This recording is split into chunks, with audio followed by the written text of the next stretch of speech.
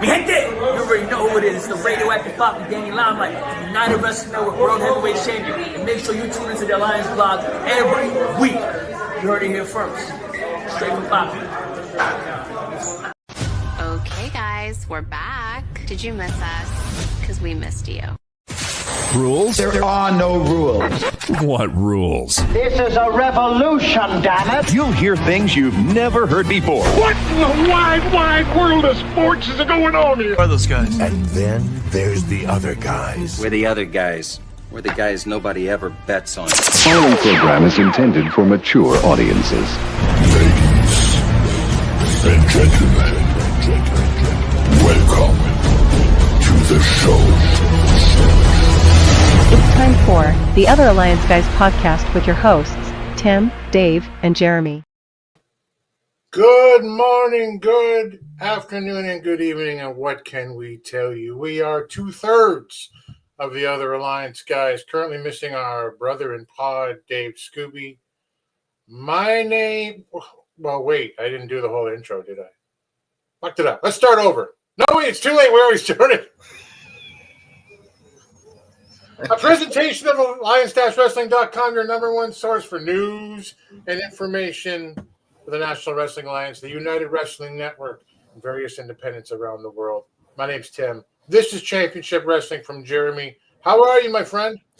I'm here.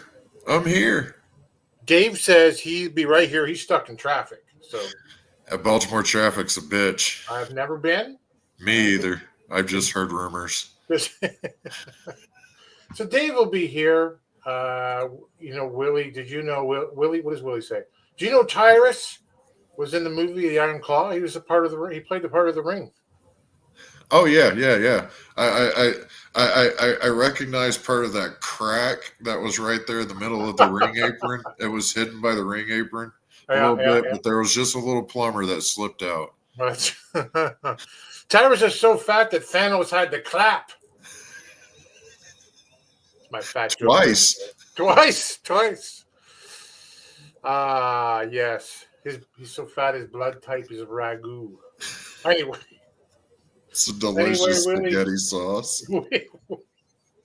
We appreciate you. He's so fat, Jeremy. How fat is he? Tyrus is so fat he doesn't have a waistline. He has an event horizon. Oh. A little cerebral out there. Anyway, what are we talking about today? Probably not Tyrus. That's Willie's job. We appreciate you, Willie. We are talking about a bunch of stuff, but we will review Kross Fire Wrestling, Kenzie Paige versus Serena Vale. And I'll tell you while we wait for Dave, it was pretty funny when,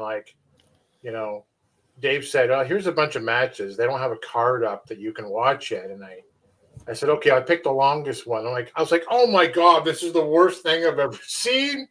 It's so bad. There's one camera, it's fuzzy. And I realized a day later, it's from 2008. Yeah. So their YouTube channel, I was looking at it, and they just started it last month. Yep. So I'm wondering if they're not slowly building up their library. That seems to be the case. But we will review Kenzie Paige defending the NWA Women's World Championship against Serena Vale inside Crossfire. Kenzie and her sister Kylie's promotion. Yes. And the one that they own now. And Jeremy's going to be talking some UWN Championship Wrestling results with some updates. And this gentleman right here joining us live from, probably Baltimore still.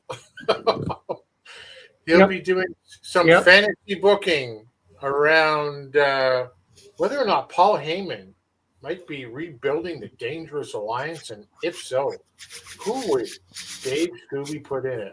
I look forward to that as well. As we started off the show here, I threw this up here. 1957 to 2025. Steve Mongo McMichael, baby. Mongo wasn't much of a wrestler. inside the square circle. He was trained, I think, in the power plant, and obviously, he was a collegiate and pro legend. He's in both Hall of Fame. He's a Super Bowl winner with the Bears.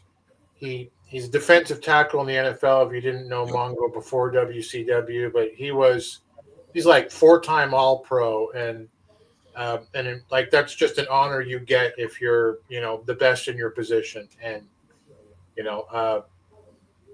famously, like, Mongo had a big personality, and he was big in wrestling, guys, in terms of being larger than life on the screen. He had that pro wrestling mentality.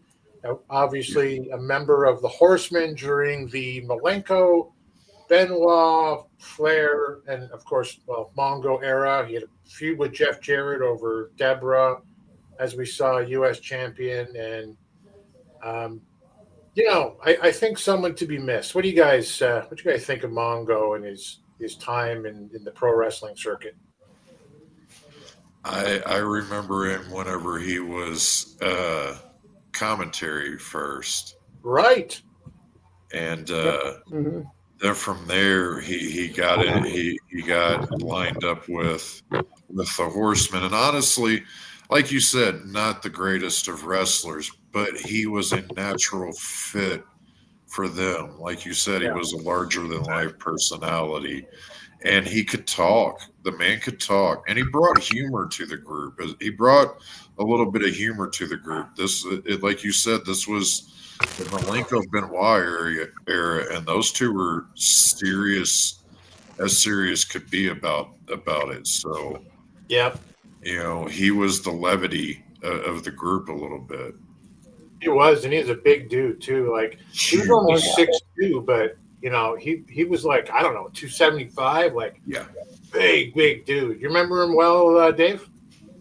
Yes, I do. I was going to mention, like you said, he was a big guy. He wasn't like a Lex Luger, big muscly guy. He was just very thick. Yeah. He was a football guy. He wasn't huge and tall. He had a presence.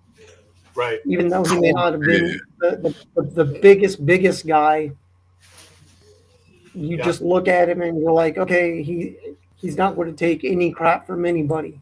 Yeah. So it was one of those things that he wasn't the best wrestler, but for what he did in the time he was wrestling, he started, he was like 38 or 39 when he started wrestling. Right. So it's like, okay, he only wrestled for a short time, but he made the most of his time wrestling. We just put what Luthez said up there. Mongo fed because you could just see him going out and get shit-faced with fire every night. That happened. Oh, yeah. Yeah. 100%, Lou. Mongo was diagnosed with ALS back in 2021. He was fairly public about his battle, and there was a lot of visibility for it as it went along, and unfortunately finally succumbed at the age of 67 back on April 23rd. So our hats off to Steve Mongo McMichael. 4 Horsemen for life, baby. 4 Horsemen for life. Yeah. And thanks for the memories to you, Steve, and all the best to your family. Look at this 20-year library being loaded. KFW in the house. Good to hear. Thanks for joining. Yeah, I just joined Crossfire on YouTube like 2 days ago. So amazing. Great to have you here. As mentioned, we're going to be reviewing Kenzie Paige versus Serena Vale from the KFW uploading that's going on.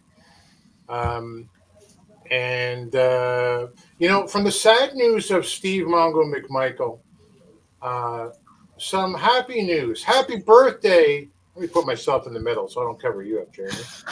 Happy 15th birthday to Dangerous Adrenaline Wrestling Gladiators, Dog Pro Wrestling. This was put up by Dog, probably Lawrence Zirconium. The first TOAG event was on a Saturday night, April 24th in Ocean Township, New Jersey. 15 years ago, Chance Prophet won the then NWA Dangerous Adrenaline Wrestling Gladiators Championship on that night. They had Biggie Biggs and Nunzio, a.k.a. Little Guido, on the card. Happy 15th birthday, Dog. Of course, represented in the Alliance since day one by our other brother in pod, one of the original Alliance guys, Jaden. So all the best to you and Dr. Zirconium on 15 years and have many more. That'd be great. Former U.S. heavyweight champion Steve McMichael. That's correct. Yep. It was a fun dude to watch, really.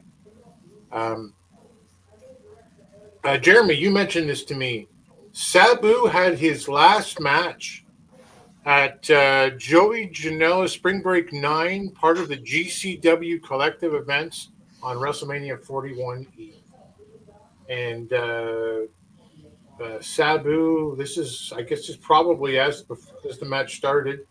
Sabu's last match here.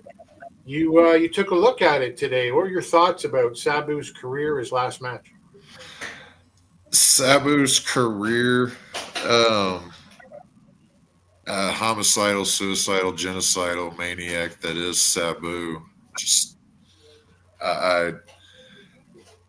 as a young adult, a late teenager, I was introduced to the man that is known as Sabu via ECW wrestling, and that was the first time outside of like Cactus Jack or Abdullah that I really questioned: is this a shoot or is this a work with this guy? And New Jack was another one that fell in line with that, But with Sabu, there was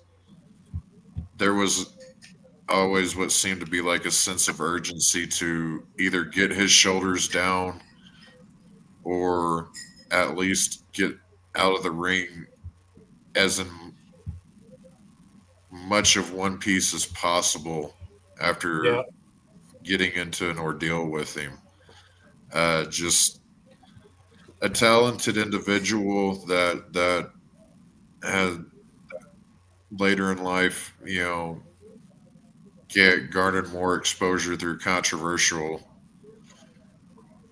talking out of the side of his neck than his actions in the ring, sadly. But I for what he accomplished and kept the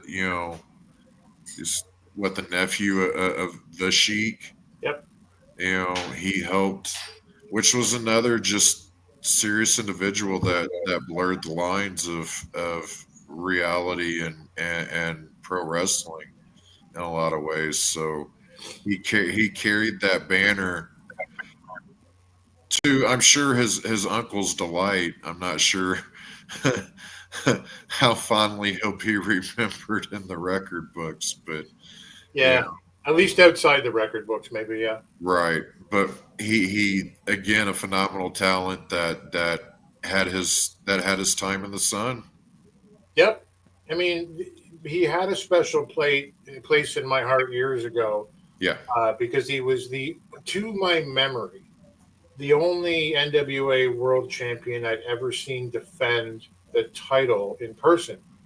I couldn't remember if Ric Flair defended the title against Wahoo in Toronto when I saw it, but so there was that. And I had a great time watching him wrestle, and that was until EC3 won the title off Tyrus, Willie's favorite wrestler of all time.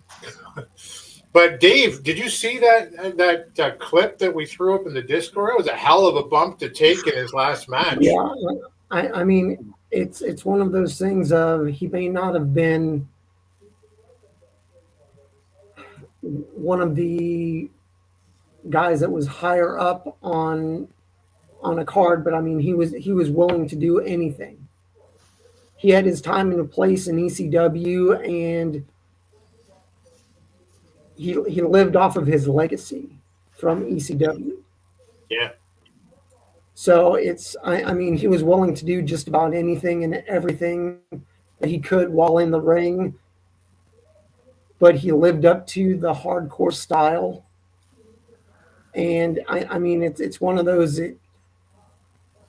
it's good and bad that you have to sometimes look at it and go, okay, I can't always rely on this, but he relied on that for his whole career. Yep. But I mean, he was just the homicidal, suicidal Sabu. I mean, Heyman used him the right way. That if he wasn't under Heyman's hand in ECW, I don't think he would be where he is today. He'd probably be dead. Yeah. Because, I mean, Heyman knew how to take it up to a certain level and then pull it back just enough to protect the performer. And it's one of these things of accentuate your highlights and hide your weaknesses. And that's exactly what Paul Heyman did with Sabu. And I don't think if Paul was there, if he wasn't there, he'd be one in the books of a guy who died too young. That's a good observation, Dave. Sabu, a former NWA World Heavyweight Champion, as Willie points out. What would Lou Thez do? Sabu was my last experience of finding a wrestler that fascinated me via pictures and magazines before I ever got to see them. Yeah. And what a lost art that sometimes is these days, right? I mean, just who's that guy? I like Rosville's comment. Yeah, I used to show ECW matches with Sabu to my people in high school. They were the ones calling wrestling fake till they saw Sabu. I got banned from bringing any more ECW to high school. I can kind of relate to that. The bump that he took was brutal, by the way. If you look at the clips, just look up Sabu's last match. It was a barbed wire match, no ropes, and Janela just chucks him through the rope, and he basically lands on his head. Yeah. How he got past that, like I don't know, but I'm there sure was a huge fucking puddle of blood after he got up. Yeah, unbelievable. But that was Sabu, and I say, regardless of the controversy, I saw him wrestle in a three-way dance to defend the world title in Toronto, and I had a great time that night. And that's what I'll try to remember as we move forward in the years to come. Hey, look at this. We're kind of doing the round table right off the top here. We know the Crockett Cup's coming, right? It's going to be Tom Latimer defending the NWA World Heavyweight Championship against Rhino right there in the ECW arena. Speaking of Sabu and ECW, that's going to be exciting. We know Gail Kim will be there. We know that Kenzie's got Natalia in what, I don't know if Jay coined this, but the shove her around the world is what I saw him right. And I don't know if that's what you were about to say, Jeremy, but I love the build for this. It's gotten so that one action, that one pop up, got so much fucking attention from the wrestling media, and I just hats off to whoever came up with that, put that together. I just bravo. Yeah, listen, KFW, if you're still watching out there, our compliments to Kenzie and for bringing the NWA brand out on what I think was WrestleMania Eve. Yes, I could be wrong. Like, that's the way to do it. Just show up at the railing and there's a fight. And there was a split second. I thought, is this legit? Like, and kudos. Eyes of the world, as Jeremy said, right? They're still in the chat. They brought in Sabu once, or they had Sabu show up once without any build or advertising, just to set up a match 1 week later, Wild Night, and then they thanked us as well. So. Yeah, amazing. Oh, the aggression of it give all flowers whenever they're due. Yeah, Yeah, the aggression, as Lou points out, of it all was palpable. It was. It looked like Natty went right at her. And then there was like a beautiful little scrap. Everyone involved right away. It wasn't one of those things where, Scooby, we got 6 indie wrestlers who were acting as security guards getting flung all over. It was a fight in the stands. I loved it. Yep. But the reason I brought this up was the announcement for Crockett Cup. Look who's making his NWA debut, Alex Hammerstone. My jaw kind of hit the floor a little bit when this was announced, and I'm excited. Yep. Excited on one hand that Alex is coming, and the NWA went out and did this, Dave, made this deal, but disappointed in the other because I'm not coming anymore. I'm not coming to Philly. I'm not coming to my U.S. town of choice, but you're going to be going. Are you excited to see Hammerstone? Definitely. I mean, big fan of his. I mean, a lot of people are saying, oh, he's juiced. That's why he's always injured, this and this. Don't know, don't care. No, I don't either, honestly. He's one of those that I'm not going to say he's a modern day Hulk Hogan, but he's as close as you can get. Yep. He's the big muscle bound guy. He doesn't have a lot of moves, but the moves he does have, and that pendulum move, his finisher, that's just outstanding. He was back in MLW wrestling. I'm not sure if he's signed to them or not, or it was just an appearance. But I'm glad that the NWA went out and got him. I don't know if Gary Horn had anything to do with it, because Gary's a big fan of Hammerstone, your boy Hammer. Really don't know, don't care. I'm just glad that they're going outside, and hopefully it'll bring some new eyes to the NWA. That MLW has its fans, and I think they may like actual wrestling. Right. Yeah. So it's one of these things of we'll see what happens. If he's there for just the Crockett Cup, cool. If he's there and able to work with MLW and with NWA and get both on his schedule, that's cool with me. Let him have a run at some of the belts.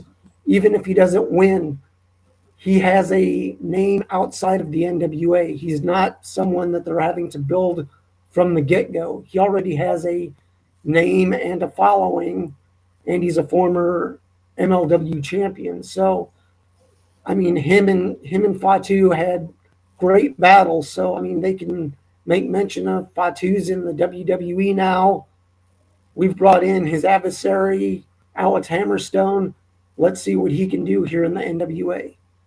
That's right. And, we talked honestly about the NWA and like the booking problems and the platforms they've been on and various other things. But I think one of the things the top criticism wise, not just from, us three gutter punks lying around the place making comments, but from all over, is that the talent's great. If you can just get eyes on the talent, that's what you need in order to get ticket sales up, to be able to step up to these platforms and obviously the booking as well. But this is how you do it. You do it with the shove heard around the world. You do it with bringing Alex Hammerstone to the Crockett Cup. People like me go, you guys introduced me to Hammerstone. It was like, oh, Hammerstone's going to be there? That guy's phenomenal. Yeah. Willie says Rhino versus Hammerstone would be a great match. I think Latimer versus Hammerstone would be a great match. And if he sticks, I could see that for the next big title defense. That would be a hell of a match. And there is a relationship with between the NWA and other, not just beyond to the territories, but other institutions as well. I am headed to where Scooby's going to the Crockett Cup. I'm going to MLP, Northern Rising, the 20-man championship gauntlet for the Canadian title, where Tom Latimer will defend the world's heavyweight title against Stu Grayson. He's got to get past Grayson before he takes on Rhino. Lots going on, but maybe a little less exciting, but I'm still excited for it, is that the Good Brothers are coming to MLP that night as well in Toronto. That's been announced. So I've never seen them live. I look forward to seeing the Good Brothers in action, and should be a fun night up there. I got a question real quick. Does anyone know if Richard Holiday is still with NWA, making NWA appearances? Because if so, then could we possibly see a partial reuniting of the dynasty? Yeah, everybody, yes, he is. There you go. Ross says, yeah. Good Brothers should be in the Crockett Cup. I agree. Put him in there. That'd be a fun addition. But Ross says he's still he's in the latest promos for Exodus Pro. Nice. That's great. We know we just had EC3 at their 4-hour card there. It's a slog. Yeah, it was a slog, unfortunately. However, let's move on to the first thing that we're really doing tonight, past the roundtable, the Crossfire Wrestling review of Kenzie Paige versus Serena Vale, NWA Women's World Championship match.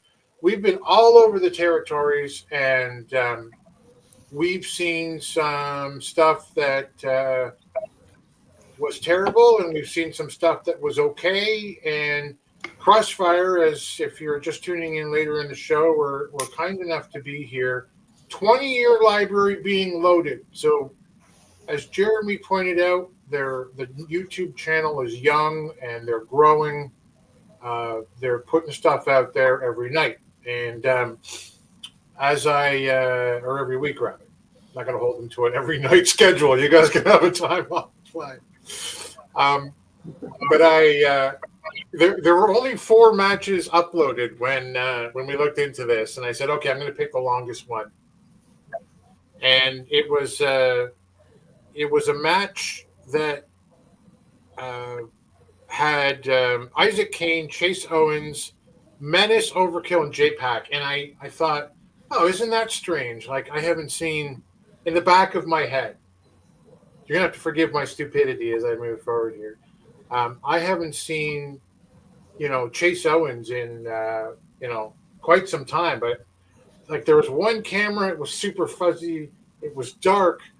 I was like, what's happening in this match? I can't hear anything. I'm like, oh, it was just this rough, like, match that I had to fast forward to. And then there was an ending that I couldn't hear. And then Dave said, like, we could just look at a shorter one.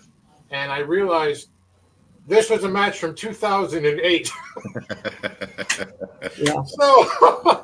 So I'm the idiot, and I think it shows by putting that in there because it was a what do you call it, an Elevation X match from 2008. How far Crossfire has come between then and now? Yeah. Because we did get Kenzie Paige versus Serena Vale. Out of the Twas the Night Before event that they had back in earlier in April. And I thought, I'll reserve my comments to the end. I'll let you go first, Dave, but I thought it was pretty good. What did you think? I watched it. I mean, there was a lot of back and forth. It's one of these things of, it was strange for me watching Crossfire in seeing Kenzie not being the Kenzie that is in the NWA. Yep. Yeah. This is her home promotion, and I realize she's not going to be a bad there, but it's one of these things. I mean, it was a good back and forth match, a lot of action. Serena Vale, I think, would be a good addition down the line. Throw her in a match with Max, see how she does. Throw her in a match against some of the others if you need a singles wrestler as fodder for a taping. Basically a trial by fire. It was in my opinion, I'd give it probably a 6.5 to 7 out of 10. It wasn't the best match, but for what it was very good in my opinion. It was very hard hitting. A few spots need to be tightened up in my opinion. Like I myself, I'm not a wrestler. I enjoy the wrestling, but when I see a move and then you're waiting on your opponent to finish up on that move, tighten things up. Not everybody is doing a move and then instantaneously popping back up. Let things breathe. Yep. Have it become a little more natural. While it is a wrestling match, just like when I watch some lucha libre, let it breathe. Take a move and sell the effects of that move. Don't just pop back up. Let what's happening happen. The match, unless it's a 6:05 time limit and that's it, you can let the match go. It doesn't have to be 100% action all the time. If you're getting your ass beat, roll out of the ring, take a count of 5, roll back into the ring. But I thought it was a very good match for what it was. Like I said, hard hitting, and I wouldn't mind seeing maybe put Serena in there against Tiffany, see how she does. If they need a wrestler that can sell against another wrestler that you're either building, I thought she did a very good job working with and against Kenzie in this match. I didn't check online to see how long she's been wrestling, but she seems to be in a learning process. Her wrestling ability is there, and I mean, we'll see where it goes. But I was not disappointed in this match at all. And like I said, 6.5 to 7 out of 10. And we'll see where it goes. The only thing, like I said, that threw me was Kenzie not being, quote unquote, the bitchy Kenzie, the know-it-all. Right. That this is her, she's a home talent. This is her promotion. So she's not as, quote unquote, bitchy or snarky as she is while she's in NWA mode. Right. But besides that, no real complaints. I mean, it was weird. I agree. Seeing her as a baby face. I mean, what else are they going to do? They're going to cheer for her. And there was a couple of shots, Jeremy, I thought they were good. To Dave's point of like they kind of got fired up at one point, and her stuff looked really good when she turned to the forearms and into the clotheslines off the ropes. I thought they looked pretty snug and were pretty good. It's hard reviewing one match, though, isn't it? Yeah. I appreciated the sell on the belly to back where she just kind of tinted for a second and then let it fold out. Oh, right. That was really good. I was worried at one point whenever they were hitting the ropes and I saw the ring posts kind of swaying a little bit with as close as they were to that wall. I was worried that if it was a bigger guy that they might smack that wall. Right. I feel that I probably would if I hit the ropes in it. Yeah. But I overall, like Dave said, it was like 6-7 minutes, I believe. It wasn't a long match, but it was from beginning to end. There was no rest spots or taking a powder or anything like that. You know, they kept the action going, and it was solid for the match. You know, I looked up Serena Vale. I wasn't able to find a whole lot. She's wrestled for Elevation Pro Wrestling, I believe it was. She had a match with one of their talent on a card that also had Matt Riddle beating their champion via disqualification. So, but I enjoyed it. Like I said, it was beginning to end. It was action packed. So, yeah. Here's the thing: like we review the cards all around, and we haven't been blown away by the indie territories from the NWA, but always try to keep in mind that it's developmental, and this is where we're going to see some stuff that needs to be tightened up. But we talk about things too, like production value and lighting and sound and the camera angles, as part of this as well. And for Crossfire, for me, it was a matter of, we recognized even when we didn't like stuff or when technical problems existed, that we'll go back and watch JCP again. Like, we'll give it another shot, right?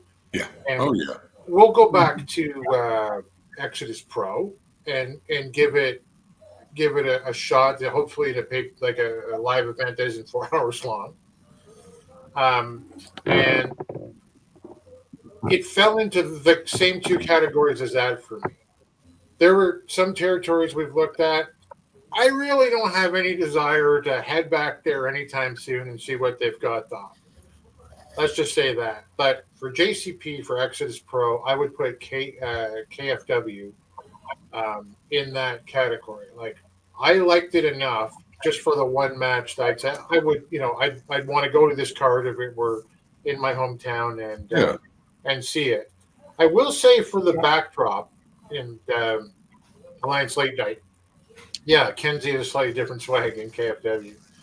I will say I don't know where it was filmed in Sevierville, Tennessee. I guess they probably have a school or a facility of some sort there. You could see right behind the ring, like you said, like it's pretty close. That wall, all the photos on the wall look like an old boxing or wrestling gym. Yeah. Maybe try to change the backdrop a little bit and move it a little away from that wall. Give us some room around the ring. Give us some different angles if possible as it progresses. But for the match that we saw, I would agree. We're in it was for me probably around the 7 out of 10 kind of territory. Looking forward to going back when the 20 years that they've been around have been uploaded, as Crossfire told us earlier, being loaded now. That going back to see what's going on at Crossfire on a full card, and we'll do that sooner rather than later. James H. Jackson Jr., our buddy, is it just me or his powers at its best production-wise when they're at the studio? I mean, I always thought so, but I haven't watched in some time. What do you guys think? I always felt that way. Whenever, again, like you, I haven't watched since they went to CW and all that. So, but back whenever they were at what was it, GPB Studios? Yep. It production value always came across as a little more up there than just whenever they were popping up in like Illinois or something, Yeah, I was just thinking about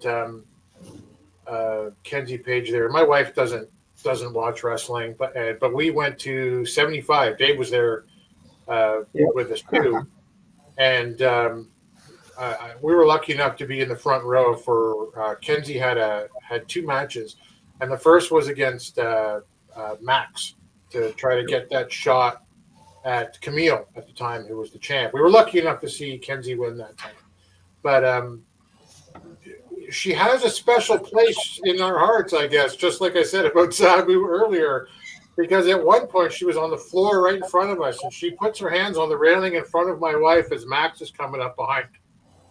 And she says to my wife, "Help me." And my wife goes, "You're doing great." And Max picks her up. Yeah, Max picks her up in a bear hug, and Kenzie's screaming at my wife, "Help me." It was, yeah. So, I mean, great performance. And anyway, random thought. Sorry to derail. Let's move up to he's lost his notes, but he'll tell you all about it in a segment we like to call Championship Wrestling from Jeremy. Attention, everyone. School is in session. Oh, boy, is this great! Let me talk to you. Get down to the nitty-gritty. It's time for Championship Wrestling from Jeremy. We don't know how much nitty-gritty there is because... Ain't that the fucking truth, pal? I don't know what happened. I looked away for a second. I looked back. I went to type some notes, and poof, they were fucking gone like Kaiser Soze. Kaiser Soze. I'm shooting from the hip here. I typed out real quick what I could remember, and away we go. So we're talking about this week's episode of UWN that aired today on Memphis Wrestling's YouTube channel. Be sure to check it out, like, subscribe, all that good shit. We started out with Johnny LaQuasto and producer Peter Avalon, PPA, and Johnny wants to make an announcement, but Peter's got an announcement of his own. If you forgot last week, Nico Marquez is back, and boy howdy, let the good times roll. Johnny was real quick to remind Peter that Nico was part of probably the most tyrannical reign in UWN history, and Peter blows him off and says, "Get on with the announcement," in which we are told that Coastline Clash is coming back, and we will start getting match announcements shortly. We then go to match between Jack Cartwheel, who has a WWE ID tag. I love you, Willie B. Against Ice Williams, who is also carrying the WWE ID tag, who comes out with Action Braxton, who's yelling cut, cut, cut, cut, cut, says that the script has changed, and then Ice goes on and talks about how he's already beaten Cartwheel numerous times. There's nothing in it really for him, so Action's going to step in the ring instead. It was a good back and forth between them. I like how Cartwheel is able to match his style with any opponent and not make it look terrible. He's really good at making his flips and cartwheels and shit work with any style that he gets into the ring across from. And on the flip side of that, Action was really good at being the aggressor in this match and doing his best to try and keep Cartwheel on his feet and not on the ropes or on his hands or on the turnbuckle. Action ended up getting the ring as he was keeping the ref's attention, and Ice was able to deliver a super kick, I believe. I'm again shooting off of pure memory here. I don't know, some kind of body slam. I don't know. Maybe it was an arm drag. Pretty sure it was a purple nurple though. Oh shit! But Action came out victorious in that. I'm sure this is setting up further a future match between Ice and Jack down the line, hopefully. Anyways, we then get a little backstage segment with EJ Sparks, where he's kind of recalling winning the Heritage title, and Stunt Marshall comes up and interrupts him and tells him that the Heritage title equals hate. I love Stunt Marshall, man. The guy, he's a great replacement for the oddity that was BHK. I feel Kevin Martinson. They both kind of have that same wavelength. And they're also the main event for this evening. So we then go to Danny in the ring, who is coming out to talk about how his ever-growing days and reign as UWN world champion. And he talks about how everybody that they put in front of him, he's taken out. And the last one that he took out was Kenny King, which after the fact brought out Scorpio Sky. And Danny wants to address that. Scorpio comes out. They start talking, and Scorpio's real quick to tell him, hey, look, I'm not, I'm here to give you your flowers. You're entitled to them. You've earned them. I want you to have your flowers because I want your title. Right. To which Danny, being the fighting champion that he is, immediately is like, well, why wait? Let's do this now. And immediately Ace Austin comes out. It's like, hey, whoa. I've got you in 2 weeks, and I'm not to be overlooked. And Danny says, look, ain't nobody overlooking you. I'm going to take care of you. And then I'm gonna take care of Scorpio Sky. I kind of felt that they could have left out let's do this now between Danny and Scorpio. Right. The tease kind of was unnecessary. The crowd was still quite happy to know that Danny's ready to fight Scorpio, and they could have left it at that. I feel. Oh shit! Where did I go? You're here. Oh, hang on. There we go. Okay. I told you behind the scenes that my touchpad is touchy, and I think I touched it. We then get a match between Viperous and Alex Gracias. This was a nice little match. They set it up that the commentary set it up that the powers that be, the brass of the UWN, liked what they saw when Alex stepped into the ring with Big Mama. She came up just short, so they wanted to put her in the ring with Viperous and see what she could do. And she had a great outing. She again came up short against Viperous, as Viperous had a nice little package pile driver for the win. We then got Maximilian, I think is his name. I can't remember his last name. He reminds me of Antonio Banderas in this little video package that he had.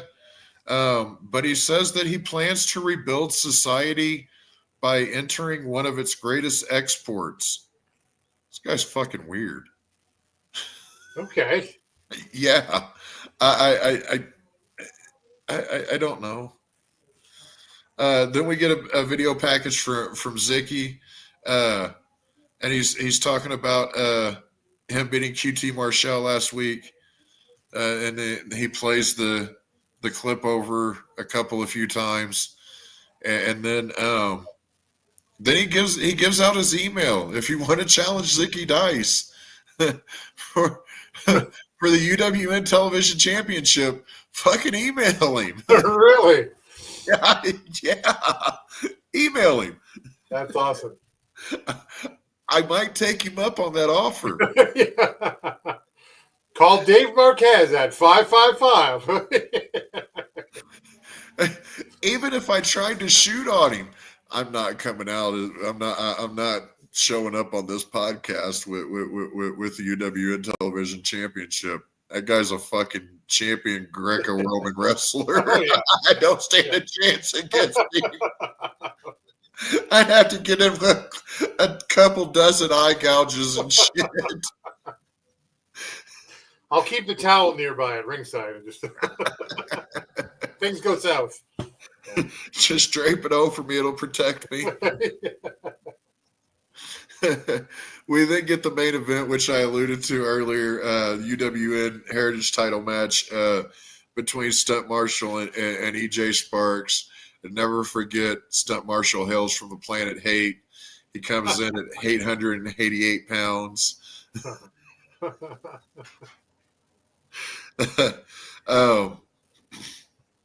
As an aside, this morning, whenever I was scrolling through Facebook, one of the first photos that I saw was of EJ Sparks in hospital, as we see here on the screen, with a neck brace on, hooked up to a machine. I'm not sure what happened. All the byline said was "welp." So quick recovery to our United Wrestling Network Heritage Champion EJ Sparks. We wish you well in this. We did hear from one of our insider friends who spoke to him that he's all right and he'll be back sooner, I guess, rather than later. We'll see. Good deal. Yeah. I enjoyed this match a lot. Like I said, I like Stunt Marshall. I got introduced to him through Zeke Dice on his Twitch channel. Stunt popped up on there quite a few times. He's a character and a half, and he knows his character. EJ is originally out of Championship Wrestling from Arizona. He's former Arizona champion. Yep. Phenomenal talent. He's one that I'm surprised doesn't have a WWE ID tag. But I will not be surprised if I see it happen, or if I see him pop up in a crew in the next crop of potential recruits for the development center in NXT. Great fucking match between these two. Go back and watch it. EJ wins with the plus ultra, which is just a nasty fucking spinning high knee to the temple. It is chef's kiss. He delivers it so fucking snug. A great match there between these two. Go back and watch it. If you're not watching UWN and all of its affiliated products, you're like me, because I'm not watching Memphis right now. But if you're not watching the UWN, this is a size 14, and I guarantee I'll tickle your fucking tonsils with it when I shove it up your ass. Wow. Aggressive. Thank you. Speaking of the affiliates, James H. Jackson Jr. on Memphis Wrestling. Indy Hartwell made her debut this week. Memphis been having some good wrestlers on that show. We gave it up a year ago, but maybe we could go back and take another look at it as we move forward. Alliance late night. It was better than the last time I watched it, which was some time ago. That's good enough. Okay. Okay. What's your favorite NW Willie? What's your favorite? So that's for Willie. They were talking in the chat. Feel free to speak up. Thank you, my friend. Are you sure you missed your notes? Because that didn't sound off the cuff to me. It sounded like you knew what we were. I'm impressed. I'm just as shocked as you are. It's like I didn't study for the test and I got a 98, and I don't. I never studied for the tests, and I always did good on those. It was the homework that I never turned in. That was always my problem, and apparently my kids now. Anyway, that's you get what you deserve. Appreciate it as always. Well, as we move on to this gentleman here. Where is your thing? I'm trying to stall. Ladies and gentlemen, my name is Tim Wood, and I am I should do this ECW style. I am the advocate for the reigning, defending, undisputed Universal Heavyweight Champion of Fantasy Booking, David Scooby.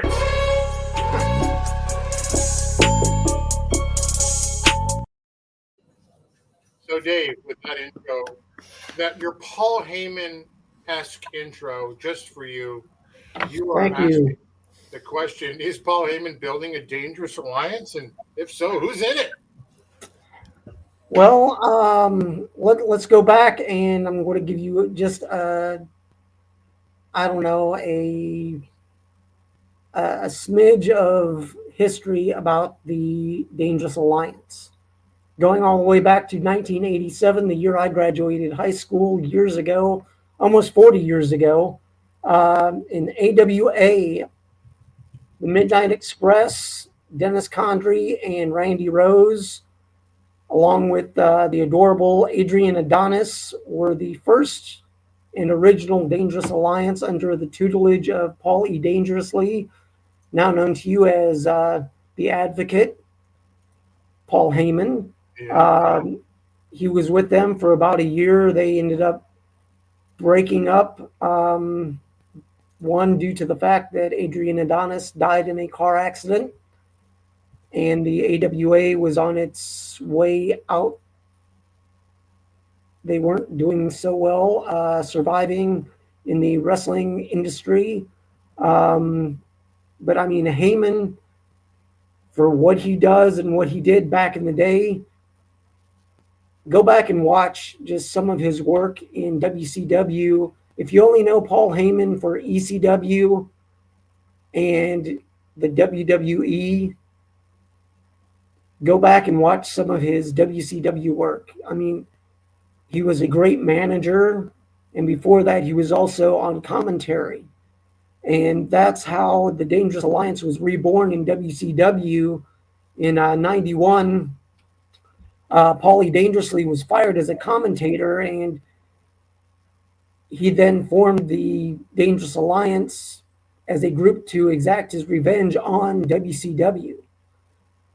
He also had a version in ECW, which he created, but he's most known for the WCW. Because, I mean, you look at some of the guys in the Dangerous Alliance: Arn Anderson, TV champ, tag champ; Bobby Eaton, he tagged with Arn as part of the Dangerous Alliance. Also, Larry Zbyszko tagged with Arn as well. I mean, Medusa was there as a valet. Michael P.S. Hayes was a manager, and every once in a while would wrestle, but as their valet and managers, Michael and Medusa would run interference for this group. And I mean, you look at these guys, and I mean, Rick Rude, U.S. heavyweight champion in WCW while he was with the Dangerous Alliance. And Steve Austin, who later on would be Stone Cold Steve Austin, was a TV champion. That was just an outstanding group. And I mean, I don't know why they were put together, but it was a great thing. They weren't together for a long time, but it was a great time while they were together. It's one of these things of all these wrestlers were good by themselves, but as a group, there's power in numbers. And it was just amazing what they did with what little they were given, because this was the time in the early 90s when WCW wasn't the WCW that went against the WWF. They were WCW just coming out of, we were the NWA, and we're trying to do something, but we're based in Atlanta. We're the little southern train that could. Right. So it's one of these things of, I mean, Paul Heyman, even back then, before he did his thing with ECW and started a revolution there, he was the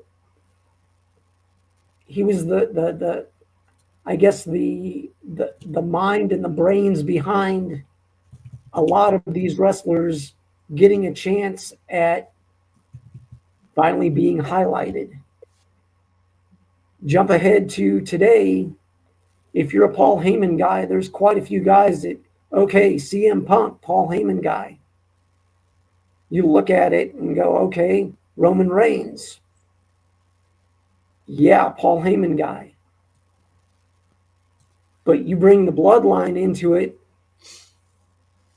it's one of these things, all these interchangeable parts that Paul Heyman at WrestleMania going with Seth. It's one of these things. Seth needs a shining up. Seth can go with anybody and everybody. He just needs like I said, a shining up. He's become dull. He has the character, but that character, to me, it's not real. Right. That he's doing the ha ha ha, this and this. He's the extravagant one. He's the, I'm a wrestler, but I'm also a character. I don't want to see that character. I want to see the wrestler. That if you know who Tyler Black is from his days in ROH, you know how good Seth Rollins is and how good he can be again. But it's like when he came back, it was crazy. I mean, Seth being with Paul, and they've hinted at them having, quote unquote, an alliance, that he is the advocate, the new advocate. They're not saying manager. So that leaves it open that you can bring in somebody else as a quote unquote manager, or bring in a female as a valet, like they did back in the day. I mean, Medusa would run interference during these matches. Now, not everybody was altogether on the same page, but for a brief time, they would accept that, okay, Rick Rude would accept that Steve Austin was going after a certain title and maybe help him out if need be. So looking ahead to the present version, if you watch Raw, you know that there's been a lot of changes from WrestleMania, that Jey Uso is now your champion. So the Yeet Revolution is there. He'll need some quote unquote bad guys to go against.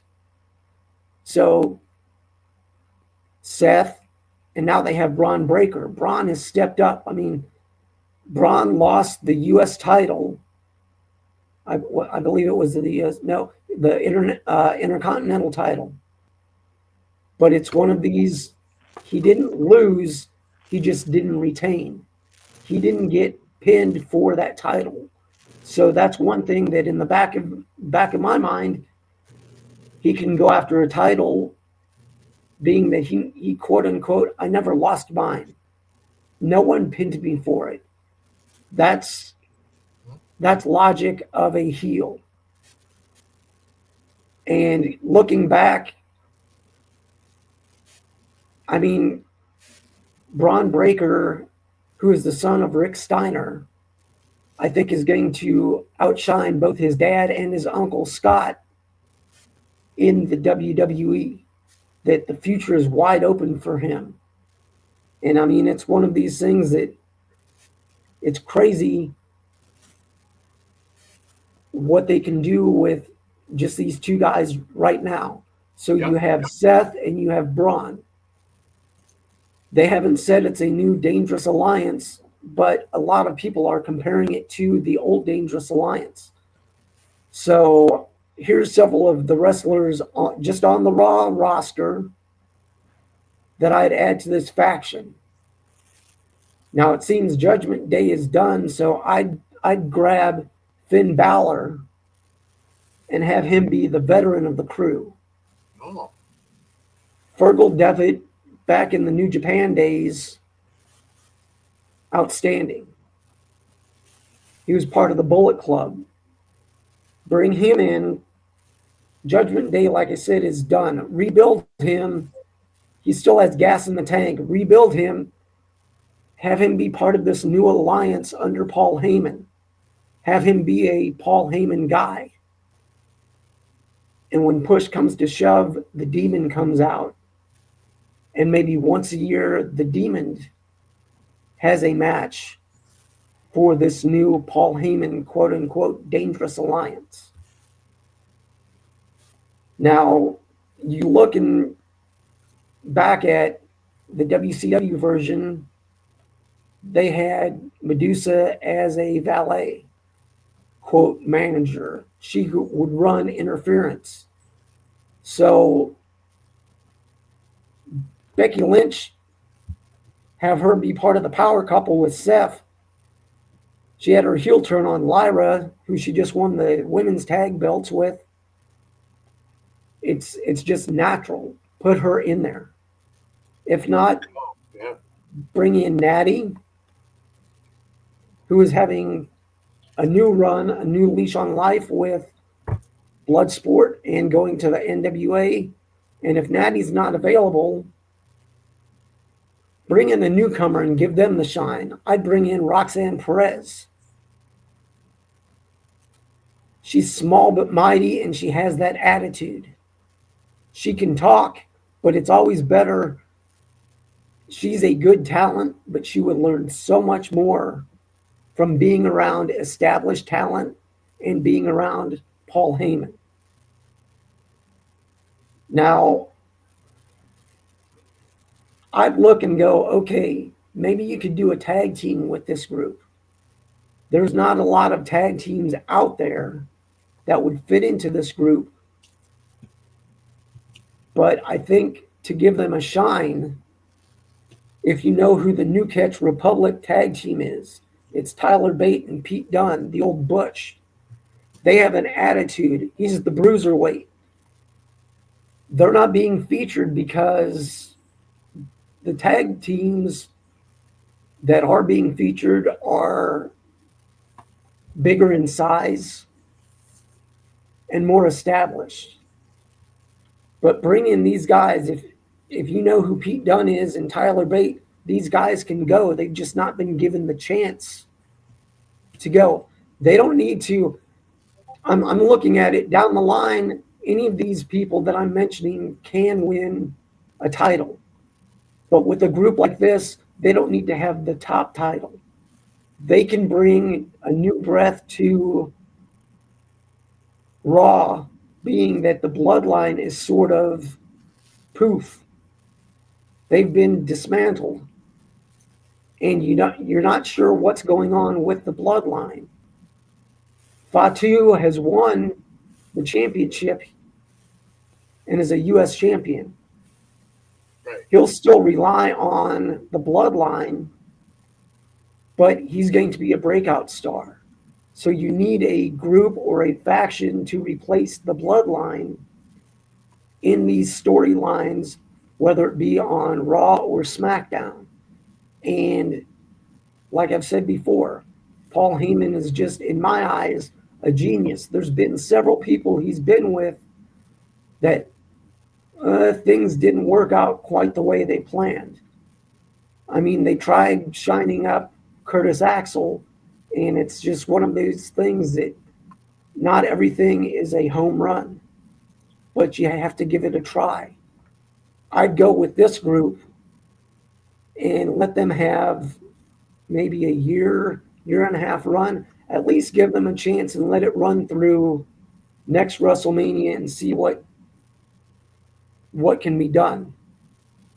Now, one of the guys I bring in as the enforcer is a guy that has all the talent in the world and just has not been able to click while in the WWE. And that's Karrion Kross along with Scarlett. Oh, good call. I mean, Karrion Kross, I mean, he can talk,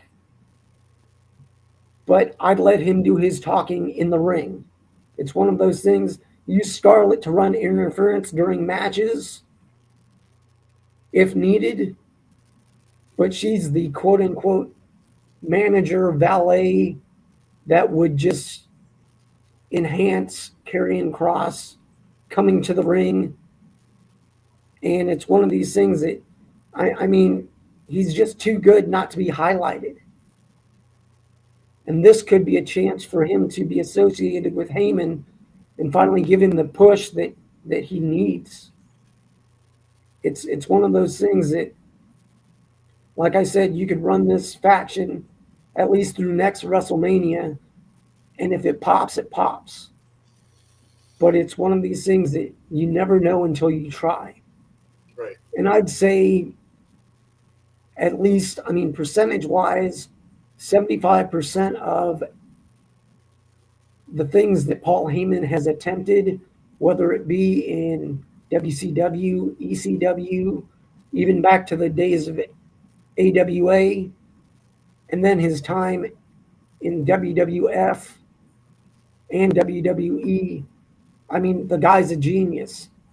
75%, I'd say. There's been a few clunkers here and there, but most of his time in wrestling, things have worked out for him. So, I mean, you never know until you try something. So I'd push it, and I mean, you could give 4 to 6, maybe 7 people a shot at working out. And if 3 or 4 of them work out, it's a win-win. If things don't work out, you break away from that group, then that person becomes a semi-good guy. That's another person that could go against this group down the line. So in the long run, it works out that you're building a group that can work together, or down the line, if they end up getting kicked out of the group and becoming a face, you automatically have a storyline there. You don't have to search for an opponent. So that's my idea on a dangerous alliance. If they do call it a dangerous alliance, whatever name they come up with, I don't know. Maybe it can just be, I don't know, the Paul Heyman group, but I would change the entrance theme. Have an entrance theme for everybody be the same. I would just have a blaring siren going off. And if you know of like Lost in Space back in the day, warning, warning, danger, Will Robinson, I'd have something to that effect. Yeah, just have crazy lights, an alarm going off, something blaring, and just have warning, warning, danger, danger, now entering the ring, danger. It'd be an homage to the Dangerous Alliance without saying, hey, this is the Dangerous Alliance 2.0 or 3.0. Just give it something. Have Paul Heyman cut a promo on himself saying, if you don't know who I am, I'm Paul Heyman. But back in the day, I was Paulie Dangerously. Do your history. Look me up. Google me. I'm there. Now I go by Paul Heyman. I'm the advocate for the new Dangerous Alliance or whatever. Right. But give your history. This is a way of highlighting what was and creating something that can be. And I mean, I believe the WWE owns all of WCW, all of their filming, all the matches.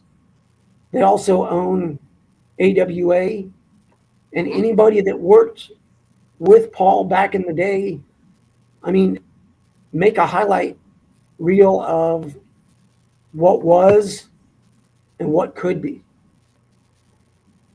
I mean, there's endless things that could be done.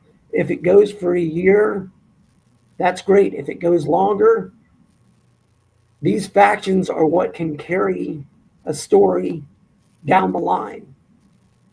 And I mean, if you have 3 or 4 of these people that work out, I mean, they still reference the Shield, and Dean Ambrose isn't there.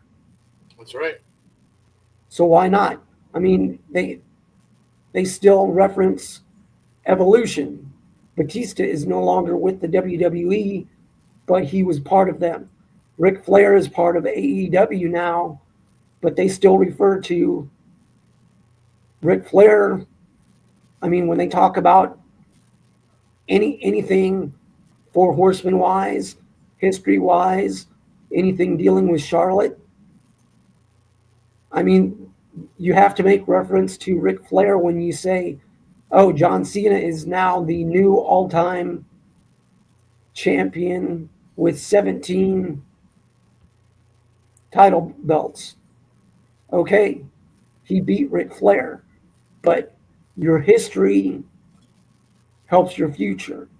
And I think this would be a great storyline. If it goes for a year, good. This could be a 2 or 3 year thing where these people break out. And like I said, if they break out and then become a face, you automatically have a storyline of, hey, I was with these guys, now I'm against these guys. Let's see what happens. I think you make some really great choices there. Like you said, man, if like 1 or 2 or like even one of these guys works out, I mean, it's worth it. I love the Karrion Kross pick.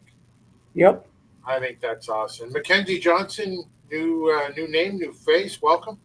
Austin Theory.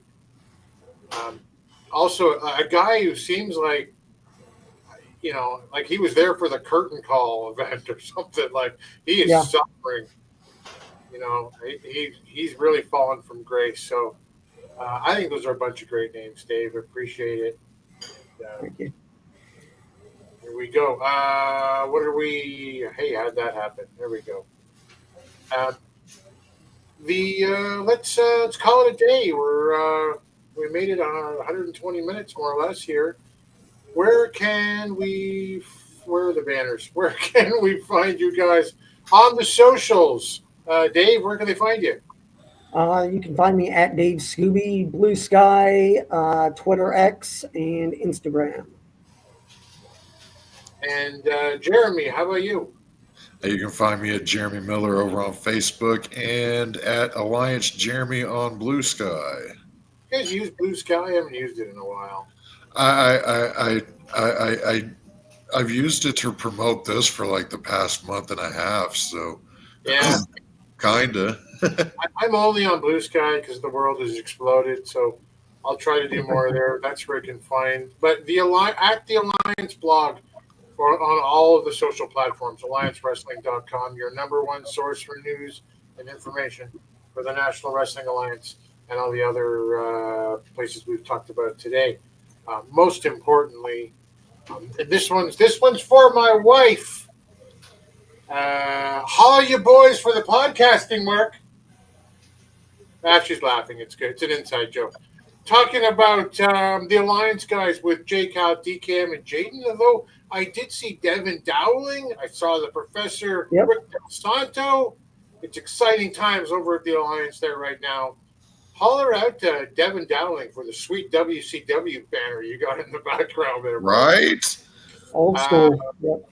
Yeah, 8 p.m. Eastern, 5 p.m. Pacific on Thursdays. That's those guys, the originals that we try to emulate. And every Tuesday at 5 p.m. Eastern, 2 p.m. Pacific, it's the pre-party with the boss himself, the paragon of virtue that is Jason Cayley, a.k.a. J. Cal. We appreciate you all for being here. Join the Discord in the doobly-doo down off of YouTube, and I'm sure on Twitch, if you're watching on Twitch, there is the link to the Discord. Everybody that talks here and so many more are on the Discord. It's where we get like all the information right off the bat. The James H. Jacksons that, Willie, I haven't seen you. Haven't seen you in the Discord, Willie. I am disappointed. But please, please like and subscribe. That, as Jeremy pointed out in the comments, it really does help the algorithm. The Alliance has closing in on 7,000 members right now. We appreciate you guys. If you're headed out to an indie show or an event somewhere, put a rock in the back door for us. Okay, and we'll see you at those matches.